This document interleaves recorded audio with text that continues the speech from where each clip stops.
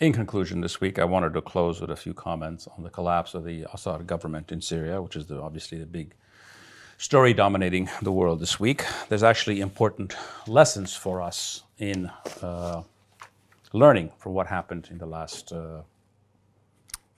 few days, and in fact, what's been going on for almost more than a decade.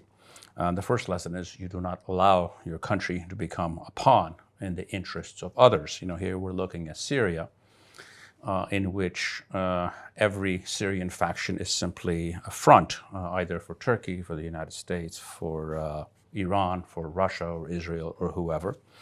And what is pathetic is this is the second most important country historically in the Arab world, and the Arab world almost has no say in what goes on in that country. Obviously, what I mean by this is not that you don't have relations with the world when you're a small country like ours. You actually have to be integrated into different blocks and into working with much bigger countries than yours, but you also always have to know what your interests are and pursue those interests within the guideline of working with other people. The other point is we see how the Russians acted here. They either didn't have the capacity to defend the Assad regime, or they made some sordid deal with the Turks to actually sell him out. Either way, it means that they're frankly worthless when it comes to security purposes.